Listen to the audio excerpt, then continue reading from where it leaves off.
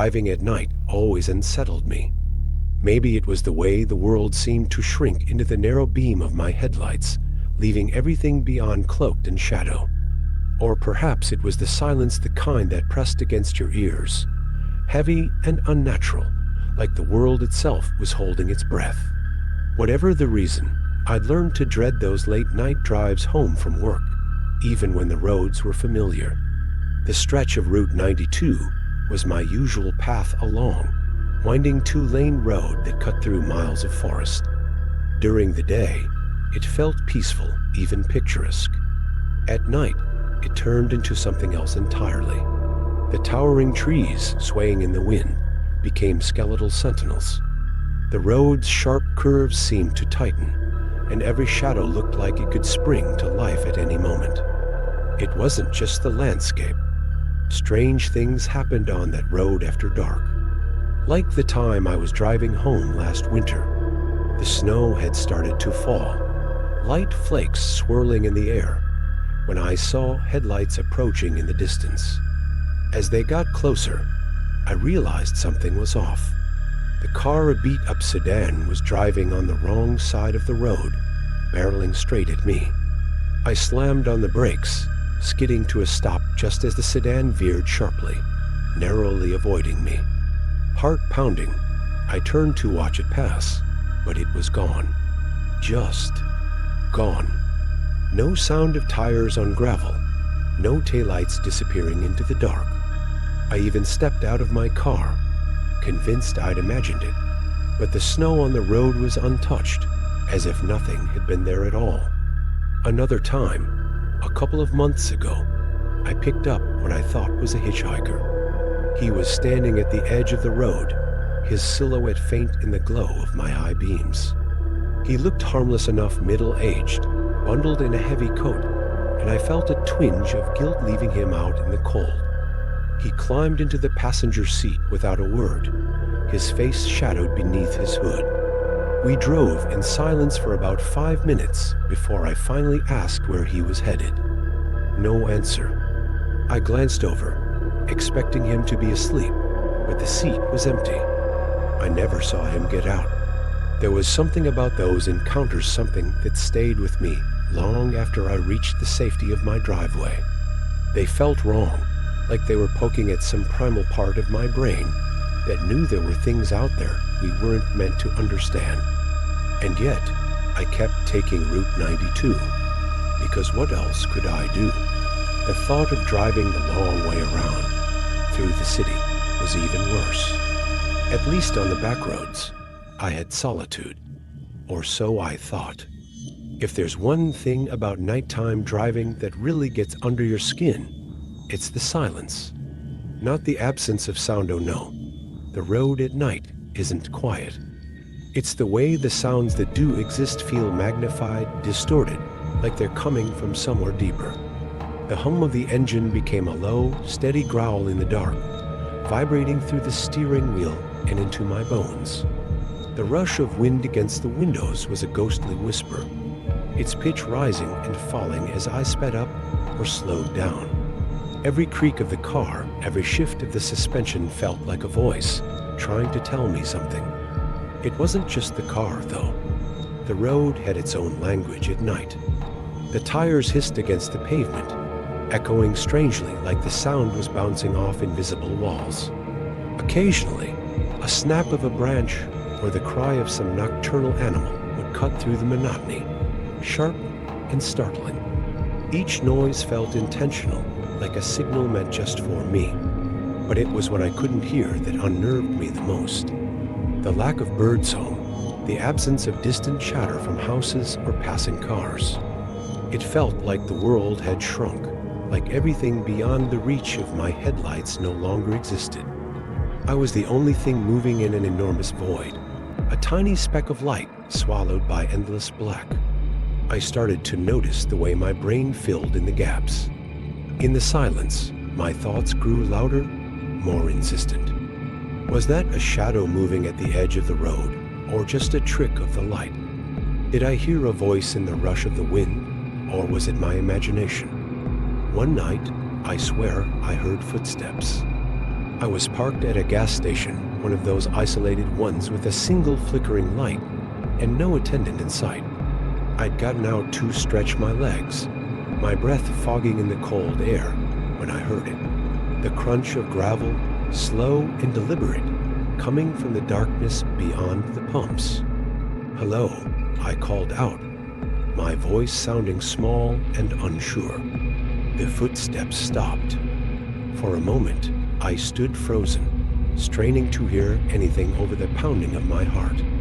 Then the wind picked up, drowning out everything else, and I practically dove back into my car.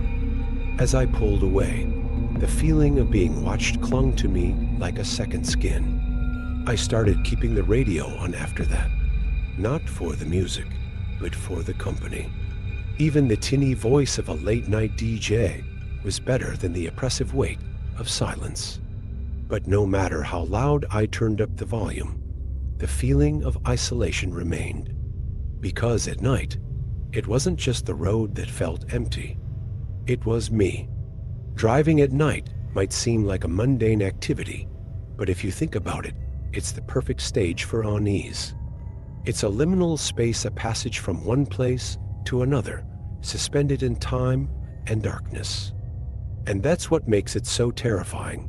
It's real, but it feels just detached enough from the ordinary to let your mind wander into dangerous territory. I've always wondered if filmmakers tap into that same sensation when they create those chilling scenes of nighttime driving in horror movies.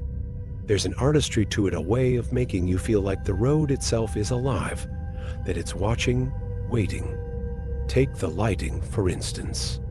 Headlights slicing through the dark, creating stark contrasts that blur the line between what's real and imagined. Shadows stretch and ripple, hinting at movement where there's none. The rearview mirror becomes a stage of its own, a window into the unknown. You find yourself staring at it, half expecting something to appear in the back seat. Sound is another tool. The ambient noises, the hum of tires on asphalt, the rhythmic squeak of windshield wipers become a soundtrack of dread. Then there are the sudden interruptions, the jarring hunk of a passing truck, the crunch of gravel as the car pulls over, the eerie silence when the engine dies unexpectedly. I read somewhere that the trick to making a scene unnerving isn't just what you show, it's what you don't. A single frame of an empty road, lingering just a second too long, can make your stomach tighten. Because in the back of your mind you're asking, why is it still? What's going to happen? Filming those scenes, though, isn't easy. Most horror directors agree that capturing nighttime driving requires a delicate balance of realism and exaggeration. Too much darkness, and you lose the audience's attention. Too little, and the atmosphere falls flat. And then there's the challenge of filming in low-light conditions, manipulating shadows without losing clarity, making sure the viewer feels the claustrophobia of the car while still sensing the vast emptiness outside. I think that's why those scenes stick with us. They're not just about what's happening on screen. They're about what they make us feel. The unease, the vulnerability, the primal fear of the unknown. Every time I drove down Route 92, I couldn't help but imagine how it would look through the lens of a camera. The way the trees would loom over the car, their branches clawing at the sky. The headlights would catch something in the distance, a fleeting figure, a reflection, and the tension would build as the car drew closer. But this wasn't a movie. There were no retakes, no special effects. Just me, the road, and whatever might be waiting out there in the dark. The road at night has always been fertile ground for myths and urban legends. Something about the darkness, the isolation, and the way the mind plays tricks on you lends itself to storytelling. As much as I tried to brush off my own unsettling experiences on Route 92, I couldn't ignore the eerie parallels between them and the stories I'd heard growing up. Take the ghost car, for instance. Everyone in our town seemed to have a version of the tale. It was always the same setup: a lone driver, a quiet road, and headlights that appeared out of nowhere, tailing the car at a distance. Sometimes the ghost car would vanish after a turn.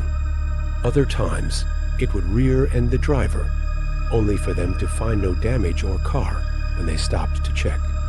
I never put much stock in those stories until I saw it myself. I was heading home late one night, the road empty except for my car, when headlights appeared in my rearview mirror. They were faint at first, barely aglow, but they grew brighter with alarming speed. My heart pounded as I tightened my grip on the wheel, expecting the car to fly past me. But it didn't. The light stopped a few car lengths behind me and stayed there, a steady presence in the mirror. No matter how much I sped up or slowed down, the car didn't pass, didn't fall back. And then, as I rounded a bend, the lights disappeared. I'd like to believe it was just someone playing a prank.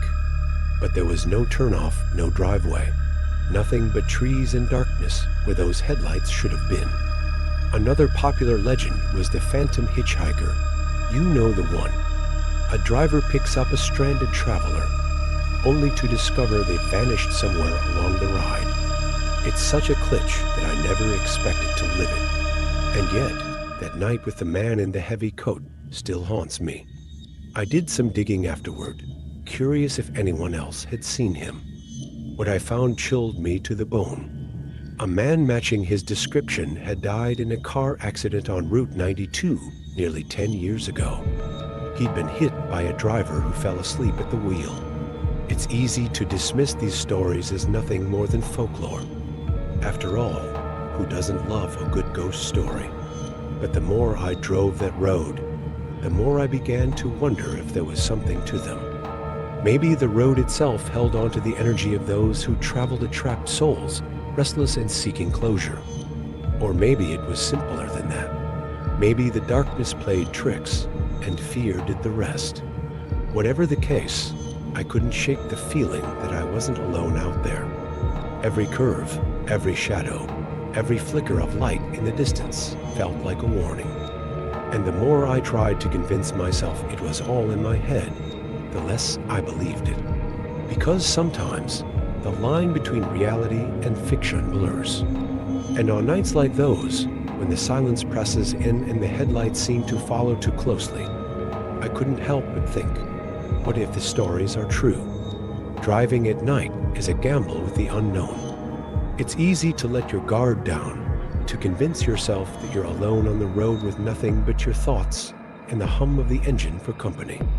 But the truth is, night driving comes with its own set of dangers, and they're not always supernatural. For every ghost car or phantom hitchhiker, there's a real-world counterpart, a fatigued driver nodding off at the wheel, an animal darting into the road, a drunk driver weaving in and out of lanes. These are the threats we don't like to think about, but they're there, lurking in the shadows, just as real as the stories we tell to explain our unease. I learned this the hard way. One night, not long after my encounter with the headlights that vanished, I was driving home later than usual. I'd stayed at work to finish a project, my eyes heavy and my mind dulled by hours of staring at a screen. I told myself I'd be fine, that the familiar curves of Route 92 would guide me home. But fatigue is a silent predator. I didn't even realize I'd started to drift off until the rumble strips jolted me awake. My car swerved dangerously close to the edge of the road, the headlights illuminating a steep drop into darkness. That moment shook me to my core, not because of what almost happened, but because of what could have. A few more seconds, and I might have ended up as another story whispered by late-night drivers. It made me think about the other dangers I'd ignored, checking my phone at red lights, fiddling with the radio, trusting the road to stay predictable. It was a harsh reminder that the scariest things on the road aren't the ones we imagine. They're the ones we overlook. Now, when I drive at night, I make it a point to stay vigilant. I rest before long drives, keep my phone out of reach, and stay aware of my surroundings. It doesn't erase the fear or the memories of what I've seen, but it gives me a sense of control, a way to face the darkness without letting it consume me. Because the road, for all its mystery and danger, is just a road. It doesn't care who you are or what you believe. It's up to us to navigate it safely, to respect its rules and its risks. And maybe that's the real lesson here. The things that haunt us, whether they're shadows in the rearview mirror or the specter of our own recklessness, only have power if we let them. So the next time you find yourself driving alone at night, take a moment to reflect. Keep your eyes on the road, your mind sharp, and your fears in check. Because in the end, the most important thing is making it home.